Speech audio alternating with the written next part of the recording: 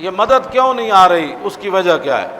Hulagu Khan کی فوج نے ایک بزرگ کو گھیرے ہوئے تھا، بزرگ کو، تو ہلاکو خان کی بیٹی جو ہے نا وہ دیکھ رہی تھی، اس نے کہا کہ اس بوڑھے آدمی کو ہماری فوج نے کیوں گھیرا ہوا ہے، یہ کون ہے؟ انہوں نے کہا یہ مسلمانوں کا بزرگ ہے۔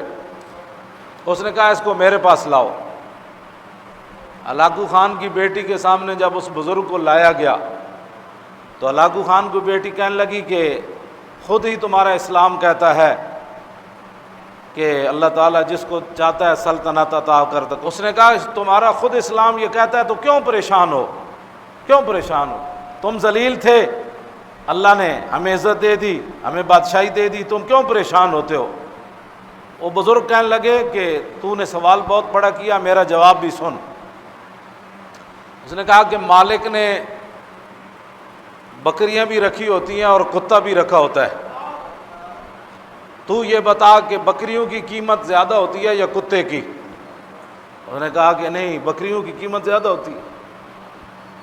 اس نے کہا اچھا بکری اگر ریوڑ سے علیحدہ ہو جائے تو پھر کیا ہوتا ہے؟ کہتا ہے پھر کتا اس کا تعاقب کرتا ہے اور اس کو گھیرتا ہے۔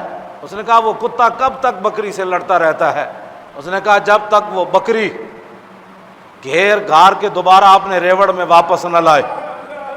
اس نے کہا کہ یہ حضور کی امت جنہوں نے کلمہ پڑھا ہے یہ ہیں حضور کی امت کے ریوڑ، بکریاں ہیں، اور تم ہو کتے، اور یہ بکریاں اپنے دین سے نکل گئیں۔ ہاں یہ بکریاں اپنے دین سے نکل گئیں، جس طرح بکری ریوڑ سے نکل جائے تو کتا اس کا تعاقب کرتا ہے کہ واپس آئے، یہ حضور کی امت دین کو چھوڑ کر نکلی، تم کتے بن کر ان کا تعاقب کر رہے ہو۔ ان کی سختیاں اس وقت ختم ہوں گی جب یہ دین کی طرف واپس آئیں گے۔